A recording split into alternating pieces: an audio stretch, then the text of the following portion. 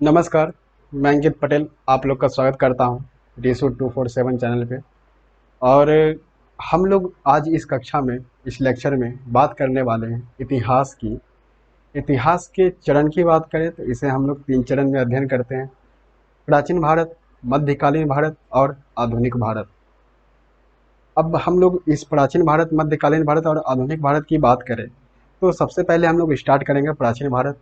और इस सीरीज में आप लोगों को ये सारी चीज़ें पढ़ाई जाएगी। प्राचीन भारत हो, मध्यकालीन भारत हो या आधुनिक भारत हो, सारी चीज़ों को हम लोग देखेंगे और हर एक चीज़ को, एक एक बिंदु को डिटेल में समझेंगे। क्या है, कैसे है, क्यों है, ये सारी बातें। तो हम लोग समय को बर्बाद ना करते हुए आगे बढ़ते हैं। इतिहास होता क्या है? इतिहास की बात करें तो इति जोड़ ह जोड़ आस, मतलब ऐसा ही था या बीते हुए काल की कहानी, इस तरह की बातें होती है। मतलब अगर बीते हुए काल की बात करें तो जो प्रमाणिक स्रोत के आधार पे बातें कही गई है, जो प्रमाणिक स्रोत के आधार पे बातें कही गई है वो इतिहास है।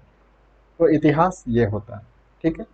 अगर हम इतिहास की स्रोत की बात करें, इतिहास लिखता कैसे है, लिखा कैसे जाता है? कोई इतिहासकार, इतिहास लेखन करता जो है, वो जो इतिहास को लिखते हैं, कैसे लिखते हैं, उसकी क्या विशेषताएं रहती है, किस चीज़ को वो समझ करके लिखते हैं। तो अगर बात करें तो इतिहास के स्रोत से वो लोग अध्ययन करके इस चीज़ को लिख पाते हैं, इतिहास को लिख पाते हैं। तो इतिहास का स्रोत क्या क्या है? तो पुरातात्विक और साहित्यिक। इतिहास की स्रोत की बात करें तो पुरातात्विक स्रोत है और साहित्यिक स्रोत है। तो इस चीज़ को भी समझेंगे। अब हालांकि हम लोग सबसे पहले स्टार्ट करेंगे प्राचीन भारत। प्राचीन भारत की बात करेंगे तो प्राचीन भारत में क्या क्या पढ़ना है ये हम लोग को पता होना चाहिए। तो हम लोग एक एक बार इस चीज़ को देख लेते हैं कि प्राचीन भारत में क्या क्या पढ़ना है, और फिर उसके बाद एक एक पॉइंट को उठा करके क्या करना है, डिटेल में उसका विस्तार से अध्ययन करते हुए समझ के आगे बढ़ते चले जाना है। तो अब इसी चीज़ को समझने के लिए हम लोग अगर बात करें तो सबसे पहले हम लोग प्राचीन भारत की बात करेंगे तो पाषाण काल, स्टोन एज की बात करेंगे, पाषाण काल की। फिर उसके बाद सिंधु घाटी सभ्यता आएगी, ठीक है। इस तरह से हम लोग आगे बढ़ते चले जाएंगे। तो हम लोग पाषाण काल को थोड़ा सा समझते हैं। तो पाषाण काल की बात करते हैं तो ये लगभग 1.5 करोड़ पहले की बात है। पूरा पाषाण काल 1.5 करोड़ वर्ष पहले की बात है, जो कि लगभग लगभग 10,000 BC ईसा पूर्व तक की बात हुई थी, ठीक है। पूरा पाषाण काल की बात की जाए तो। और फिर इसी को मध्य पाषाण काल की बात की जाए, आगे चल करके मध्य पाषाण काल में ये परिवर्तित हो गई, ठीक है। उस काल को मध्य पाषाण काल कही जाती है। अगर बात करें तो 10,000 BC से बाद के काल को, ठीक है, 10,000 BC से बाद के काल को हम लोग क्या कहते हैं? मध्य पाषाण काल। क्लियर है? मध्य पाषाण काल। और ये लगभग चला कब तक था? तो 6,000 BC तक, 6,000 ईसा पूर्व तक। तो ये बात क्लियर है। तो हम लोग अब इसके साथ ही साथ अगर देखें तो पूरा पाषाण काल, अगर पाषाण काल की बात हम लोग कर रहे हैं तो पूरा पाषाण काल को देखें, फिर मध्य पाषाण काल को देखें, उसके बाद नव पाषाण काल को देखेंगे। तो 6,000 वर्ष के बाद की बात की जाए, ईसा पूर्व की बाद की बात की जाए, तो क्या होगा? नव पाषाण काल की शुरुआत हो जाएगी। तो नव पाषाण काल की शुरुआत हुई। अब यहाँ से इस चीज़ को हम लोग निरंतर विस्तार में अध्ययन करेंगे, लेकिन उसके पहले हम लोग पूरी के पूरी चैप्टर वाइज एक एक चीज़ को देख लिए, कौन कौन से चैप्टर को हम लोग को देखना है, ठीक है, कौन कौन अध्याय को हम लोग को देखना है, कौन कौन सी अध्याय की बात करनी है, वो सारी चीज़ें समझते हुए फिर हम लोग स्टार्ट करेंगे। तो हम लोग देख लिए पाषाण काल की बात कर लिए। पाषाण काल को अगर पढ़ना स्टार्ट करेंगे हम लोग तो पूरा पाषाण काल देखेंगे, मध्य पाषाण काल देखेंगे, नव पाषाण काल देखेंगे, ठीक है। फिर उसी तरह से हम लोग अगर आगे चले तो सिंधु घाटी सभ्यता की बात की जाती है, ठीक है।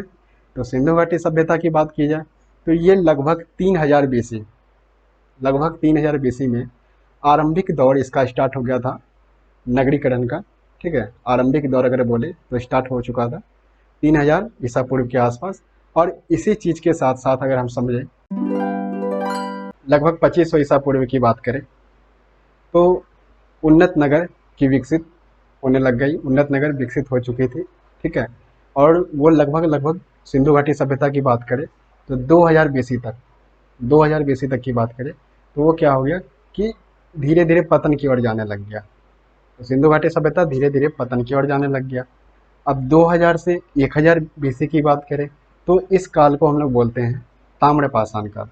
2000 बीसी से 1000 बीसी तक की बात करें, ईसा पूर्व तक की बात करें, तो ये ताम्रपाषाण काल के नाम से जाना जाता है। अब ताम्रपाषाण काल, इसमें कांस्य युगीन की बहुत भूमिका थी। तो अगर बात करें कांस्य कैसे बनाई जाती थी, कांस्य की बात करें, ब्रॉन्ज एज की बात करें तो कैसे बनाई जाती थी, ठीक है। तो ये टीन और तांबा, इन दोनों को मिक्स करके, मिला करके बनाया जाता था। तो इसी तरह से हम लोग बात करते हैं, इसके कई उपकरण बनाए गए थे, कई औजार बनाए गए थे। और पाषाण की भी बात कही जाती है कि इसमें बनाई गई थी, ठीक है। पाषाण की भी उपकरण थी और कांसे की भी उपकरण थी। इस तरह की बहुत सारी बातें हैं। तो हम लोग ताम्रपाषाण को समझते हुए फिर आगे चलेंगे।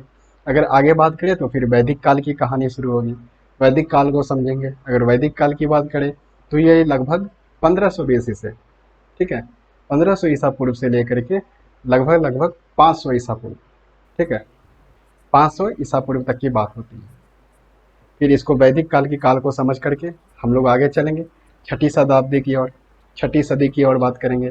तो इसमें हम लोग समझेंगे बौद्ध धर्म की कहानी आएगी, धर्म धर्म के क्षेत्र की बात करेंगे तो बौद्ध धर्म की, जैन धर्म की कहानी आएगी, बातें आएंगी, ठीक है। तो इन सारी चीज़ों को समझेंगे। समाज साम्राज्यवादी दौर समझेंगे, सामाजिक स्थिति समझेंगे, राजनीतिक दौर समझेंगे। ये सारी चीज़ को समझते हुए आगे चलेंगे। समझ रहे हैं बात को? तो अब ये हम लोग का क्या क्या हो गया, हम लोग देख लिए पाषाण काल है, ठीक है। उसके बाद सिंधु घाटी सभ्यता है, ठीक। उसके बाद क्या है, ताम्रपाषाण काल है, फिर वैदिक है, फिर छठी शताब्दी की बात करेंगे। अगर इसके बाद की बात करें, ईरानियों का हमला, सिकंदर का हमला, इस तरह की चीज़ें को देखेंगे तो ये लगभग लगभग 325 बीसी के आसपास की बात है, ठीक है। 325 326 बीसी के आसपास की ये बातें हैं। तो इसके बाद हम लोग आगे चलेंगे तो देखेंगे क्या, मौर्य की बातें समझेंगे, मौर्य साम्राज्य की बातें को करेंगे। तो ये लगभग क्या है कि 322 से 185 बीसी के आसपास की बात है, ठीक है। मौर्य की बात करें 322 से 185 बीसी के आसपास की बात है, ईसा पूर्व के आसपास की बात है। तो इसमें हम लोग मौर्य साम्राज्य को समझेंगे। फिर उत्तर मौर्य साम्राज्य की बात करेंगे, मौर्य उत्तर साम्राज्य की बात करेंगे। तो इस तरह की बात है, मौर्योत्तर काल की बात करेंगे। तो हम लोग पहले देखेंगे मौर्य काल की बात करते हैं, ठीक है। थोड़ा सा मौर्य काल की बात करें जो कि लगभग 322 के आसपास, 185 के आसपास की काल था, ठीक है। तो इसमें हम लोग देखे थे इसका जो विस्तार क्षेत्र था ये कैसा था, लगभग कश्मीर से लेकर के कर्नाटक की बात करते हैं, ठीक है। और सौराष्ट्र से लेकर के बंगाल तक की बात करते हैं। कर्नाटक में ही कोलार गोल्ड फील्ड का बात होता है, ठीक है। केजीएफ, ठीक है, केजीएफ मूवी भी आई थी, बस इसी कोलार की बात की गई है। तो इस तरह से बातें, इस तरह की बातें हैं, ठीक है। फिर मौर्योत्तर काल आती है, मौर्योत्तर काल की बात करते हैं। तो इसमें भी बहुत सारी चीज़ें हैं। नॉर्थ इंडिया को पढ़ेंगे मौर्योत्तर काल में, साउथ इंडिया को पढ़ेंगे, ठीक है। तो इसमें भी बहुत सारी बातें हैं। तो लगभग मान के चले तो मौर्योत्तर काल की बात करें तो 185 बीसी से लगभग 319 एडी तक की बात है। 185 बीसी से लगभग 319 एडी तक की बात है। लगभग लगभग लगभग मान के चले 500 वर्षों की बात है ये। तो इसमें बहुत सारी चीज़ें, नॉर्थ इंडिया की बात करेंगे, साउथ इंडिया की बात करेंगे। फिर उसके बाद हम लोग आएंगे गुप्त काल पे। गुप्त काल की बात करेंगे तो ये लगभग 319 एडी से है, ठीक है। 319 एडी से लगभग कब है, लगभग मान के चले तो 550 एडी, 319 एडी से 550 एडी की बात की गई है। तो इस चीज़ को समझते हुए हम लोग फिर आगे चलेंगे, देखेंगे गुप्तोत्तर काल की बात करेंगे जो लगभग 750, जो लगभग लगभग क्या है 750 एडी तक की बात की गई है। तो इन सारी चीज़ों को एक एक टॉपिक को उठाएंगे, विस्तार से समझेंगे और एक एक चीज़ का बहुत ही गहरे तौर पे अध्ययन करेंगे। तो इन सारी चीज़ को अब समझते हुए हम लोग के पास अब एक तरह का सिलेबस रेडी हो चुका है, प्राचीन भारत में क्या क्या पढ़ना है, इन सारी चीज़ों को देखना है, ठीक है। अब इसको समझते हुए, इसको पढ़ते हुए इस चीज़ को आगे बढ़ना है। फिर उसके बाद हम लोग मध्यकालीन भारत पे आएंगे। अब हम लोग बात करें तो आज की जो ये कक्षा थी हम लोग यहीं पे समाप्त करेंगे। इसमें आप लोग को सिलेबस बता दिया गया है कि प्राचीन भारत में क्या क्या पढ़ना है, क्या क्या पढ़ना है आप लोग को, वो आप लोग नोट कर लीजिए। और फिर अच्छे से शांत दिमाग से हम लोग क्या करेंगे, अगले क्लास में क्या करेंगे, पाषाण काल से कंटिन्यू करेंगे, पाषाण काल से कंटिन्यू करेंगे। तो मैं आप लोग का धन्यवाद करता हूँ कि आप लोग अभी तक मेरे साथ बने रहे, और कल के लिए आप लोग फिर से इसी उत्साह से इस क्लास को ज्वाइन करें, देखें। और धन्यवाद आप सभी का।